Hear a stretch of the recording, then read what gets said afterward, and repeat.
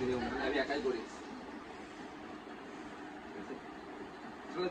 সিজারের আম্মু যে আপু টিঙ্কু আপু আসলে ওর জন্য যে মেডিসিনগুলো আসলে ছিল যেগুলো আসলে লাগে না, ও তো মারা গেল, তো ওর জন্য যে মেডিসিন ছিল আসলে এই বিড়ালে দেওয়ার জন্য, কারণ এই যার কাছে থাকে সেই মোটামুটি মানে খাওয়ায় টায় রাখলেও বাইরে যাওয়া আসে, কিন্তু হয়তো দেখেন সবাই খাওয়াইতে পারলেও সবার সামর্থ্যে সব মেডিসিন আসে না।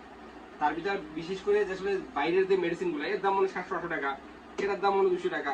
এবারে হয় কি যে দেখেন এইটা হয়তো বা 1 মাস পর ফালাই দেওয়া লাগবে, আপনার মেডিসিনটা ফালাই দেওয়া লাগবে, কোনো কাজে থাকবে না, কিন্তু যদি টাইম মতন ব্যাকে আসা যায় কেউ ফেরত পাওয়া তাহলে এইসব বিড়ালগুলো দিয়ে দেওয়া যায়, কারণ এগুলো আসলে কাউরে বলাও যায় না, লেখাও যায় না, কিছু করাও যায় না।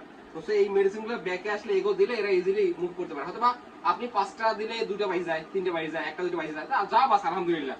এই বাচ্চাগুলোর জন্য অনেক সুবিধা হয়। ওরও যে সমস্যা ছিল কিডনি লিভারের, ওরও প্রায় অ্যাভারেজ সেমিরই, এর জন্য আসলে এই মেডিসিনগুলো এখানে দেওয়া।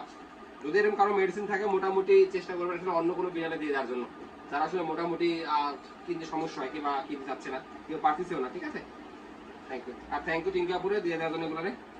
ওকে।